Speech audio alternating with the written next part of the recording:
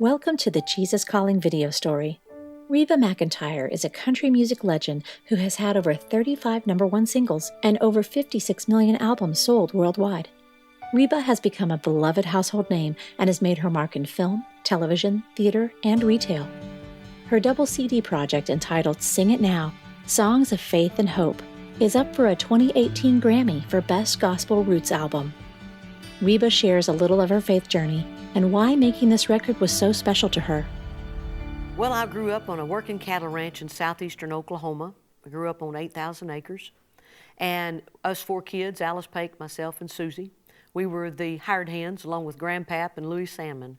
And Mom and Daddy, all of us, it was a family working ranch. So we got out there and we did all the chores and gathered the cattle and worked them and put them out on pasture and up in the mountains. And Daddy is a three-time world champion rodeo cowboy. He won the steer roping championship in 57, 58, and 61. Mama was the bookkeeper at the ranch and also the bookkeeper at Kiowa High School, where all of us kids went to school. And we would rodeo with Daddy in the summer and then stay at home when I had to go back to school, playing basketball and rodeoing as kids would, and Mama would haul us around to singing gigs, and just had a wonderful growing up years. I always wanted to be a rodeo cowgirl. I wanted to be a world champion barrel racer. And then I wanted to be a professional basketball player. I'm 5'6". That wouldn't have worked out very well. And I wasn't that good besides that. But that's the two things I wanted to do. And Daddy always was like, Reba, why don't you just practice your singing? And I was like, how do you practice singing? My favorite songs when I was growing up was anything Loretta Lynn sang. I loved her hymns. I loved her albums. I got to meet her when I was a kid. I absolutely loved it. It was at a rodeo there in Ada, Oklahoma, and she was one of the entertainers.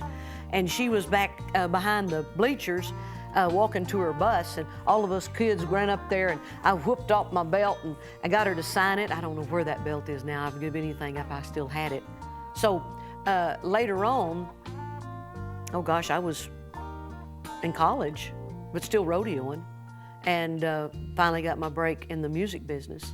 And so I was 21 years old when I got my contract singing. So I continued singing because that was where I could make the money. And what money I made, I went off rodeoing, spent that on entry fees, and I'd go back singing, make a little more money. Everything was a baby step, very slow. And it took 6 years for me to have a number one record. I didn't get discouraged. As long as it was moving forward, I'm okay. If it was standing still and going backwards, I probably would have quit. And nowadays, that's just unheard of. You know, I was very lucky that I came on the scene when I did, that they were patient with me, they taught me, and it really built a strong foundation. And then by the time I did finally get a number one record, I had lots of friends and buddies and teachers and guides to celebrate with. When you've got a brother and two sisters, and the friends I hang out with, you don't get uppity. You don't have any chance. They'll cut you down in a heartbeat. My oldest sister, Alice, for Christmas one time, gave me a toilet seat that had embroidered on the top, the twinkle, because I'm not a star, I'm a twinkle. You know, just remember, you're not as big as you think you are. Yeah, they'll cut you down to size in a heartbeat. Reba considers her success a blessing and makes it a priority to share with others in need. Reba's ranch house in Denison, Texas, is just one of the ways Reba gives back, by providing a home away from home for family members who need to be by the side of a loved one while in an area hospital. Reba also recently got involved with relief efforts for East Tennessee after wildfires raged through the area, destroying hundreds of homes and businesses. Reba reflects on why she believes it's important to give back, and what led her to make her first ever inspirational album. I think it's very important to use your celebrityness in a positive way to help other people. I worked 3 shows with Bob Hope, and he told me early on, he said, Reba, you got to give back. You got to help others. You know, this is fine, what we're doing, but when you can give back and help others, that's more than you being up on stage. You've got to help them out and encourage.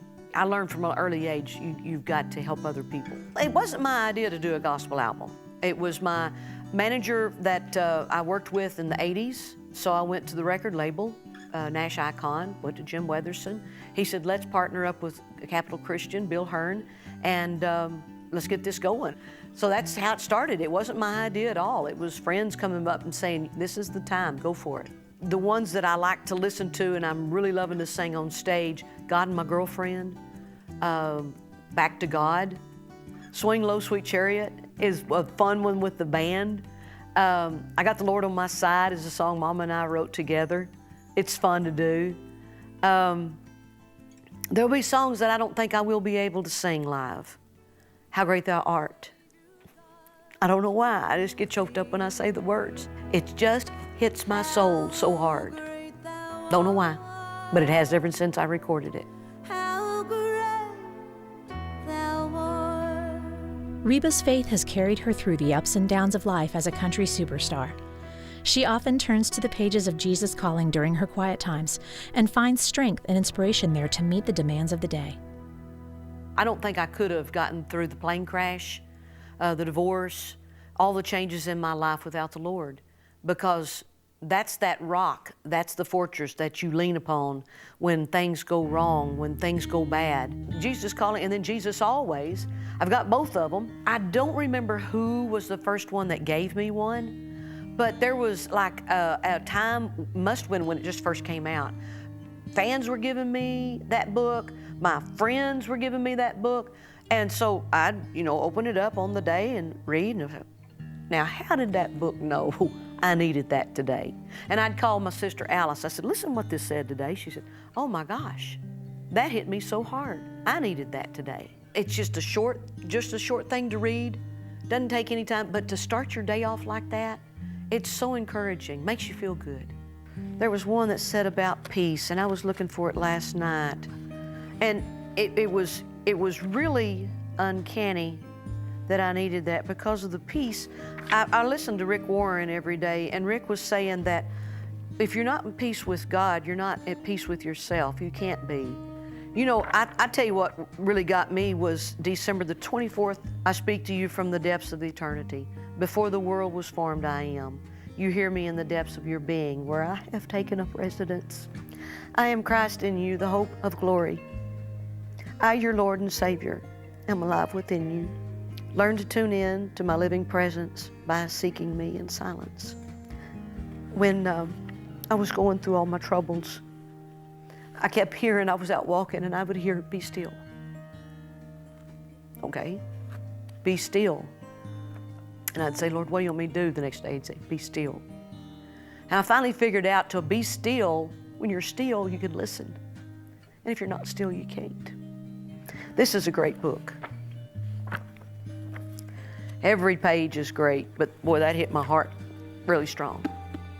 That's great. Reba's gospel album, Sing It Now, has been nominated for a 2018 Grammy for Best Gospel Roots Album and is available now on iTunes and at Reba's website, reba.com.